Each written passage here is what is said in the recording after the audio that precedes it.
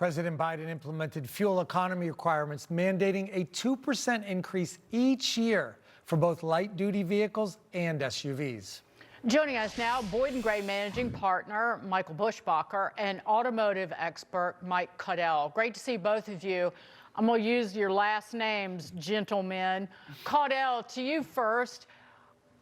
Is it gonna lower all automobile prices? Because if you're gonna be buying a big old F-150 pickup truck or a big old SUV, I'm not sure how this changes what these automakers charge for those. Yeah, well, thanks for having me on. The short-term answer is no, it's not going to change prices, but the long-term answer is it will. So if you look at the way the numbers are set right now as regards to fuel economy, the average in the U.S. is about 27 miles per gallon. Biden had it set at 50 miles per gallon. President Trump is looking at about 34 miles per gallon, which is a pragmatic number. So what does that mean to the consumer watching at home? It means that automakers have been forced to build EVs or vehicles that are compliant to meet regulation. It means they've taken their eye off the ball and they haven't been in a full position to offer consumers what they want to buy when they go to a dealership. Gas prices now under $2. That means prices are going down. The average cost of a vehicle as of September, over $50,000. President Trump today, this was a huge win for automakers with President Farley there, Filosa there. They're all there. That tells us it's a good thing.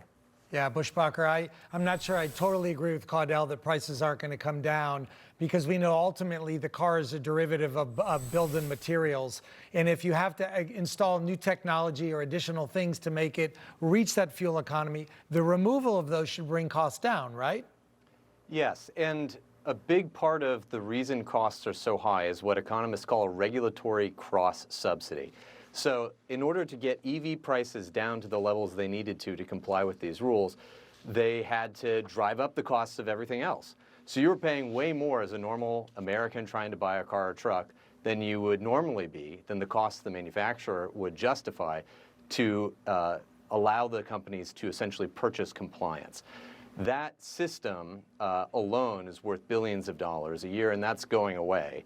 And the rules, I mean, NHTSA estimates that this is going to save $1,000 on average for people who want to buy a new car or truck. That's right. I think it's probably an underestimate. I think once automakers shift to the future is electric pipe dream to actually listening to what consumers want, you're going to see prices continue to go down. And it's also going to be a boon for American manufacturing.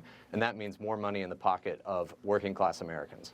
Well, Bushbacher, if you wanted to bring prices down, then you would get rid of the chicken tax, which is a 25% tariff that's been in place since the mid-1960s that has single-handedly kept the U.S. auto industry alive for decades, that has propped up and inflated the price of pickup trucks in this country. So get rid of that, but it's a tariff, and it'll never go away.